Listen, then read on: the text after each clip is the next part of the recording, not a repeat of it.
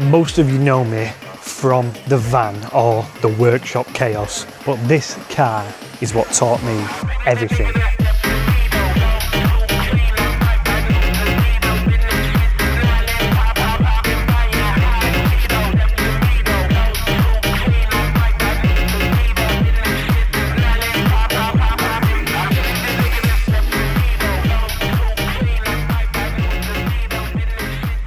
It's a 1995 Renault 5 Campus, but not as you know it.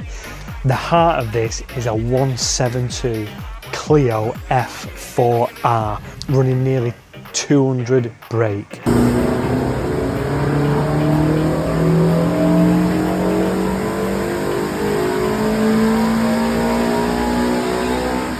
This isn't just any old motor. This is the exact reason why the channel exists today, to build more stuff like this and bring you guys along with me.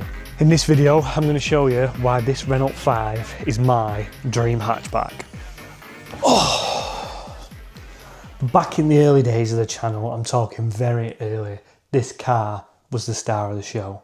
I built this car because I wanted a hot hatch that technically didn't exist. I wanted the 80s, 90s soul along with the early 2000s reliability of NA powerful engines like this.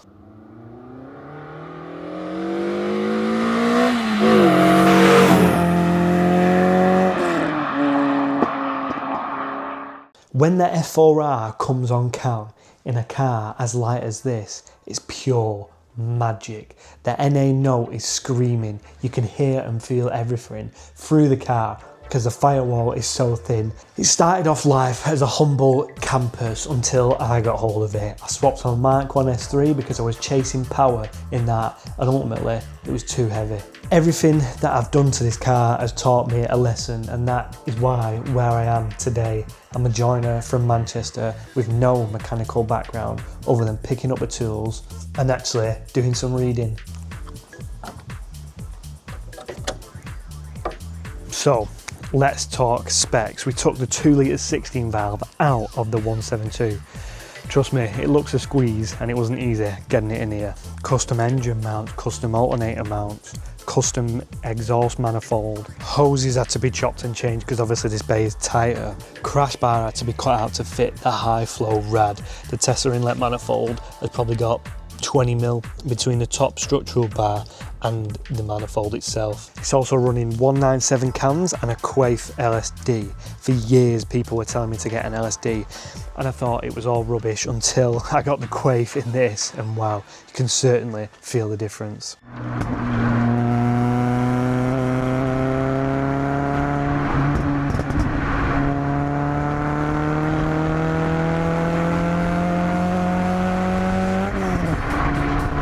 It wasn't only the engine swap that we did, we've also got gas coilovers all the way around, a GT turbo rear axle which allows me to run discs. The car is polybushed throughout. We've obviously had an uprated interior with the Recaro seats from a Rover 800 Vitesse, Sparco steering wheel, sprayed the dashboard, and of course we've got Eric. Putting this engine in a car like this without supporting mods would have probably made it undrivable, but with everything that we've done here, it's the perfect hot hatch. This car just makes me feel some type of way that is undescribable. You'll all have it with your projects. There's not a certain thing that you can put your finger on that you can tell someone why you love your car so much. I have built the car around me and my preferences, but one thing that just is the cherry on top for me is when the windows are slightly cracked, the rear pop outs are open, and I can just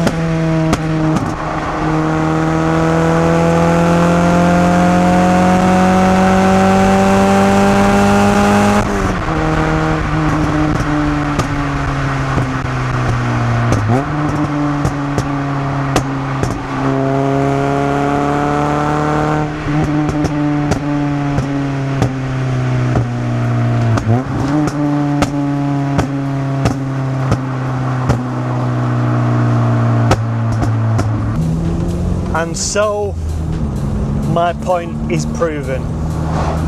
From the smile on my face to the way it makes me feel inside. As Jeremy Clarkson said, this is what non-car people don't understand.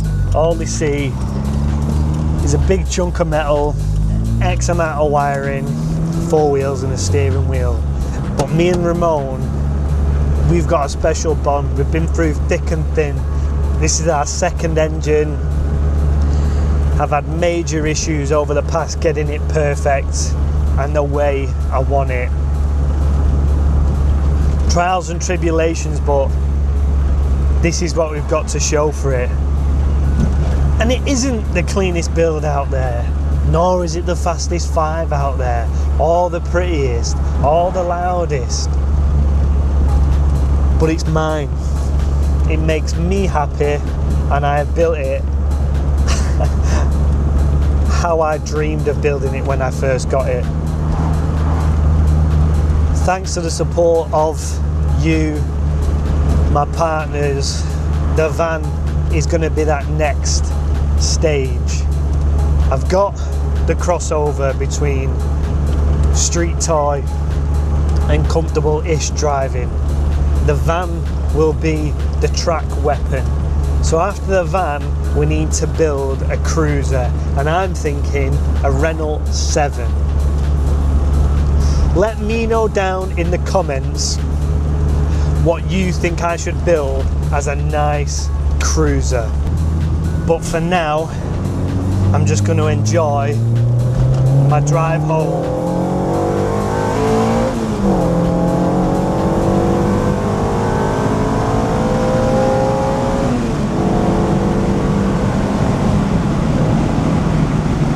I am not a straight line man, but when you drop this car from 5th to 4th to 3rd and it comes on cam,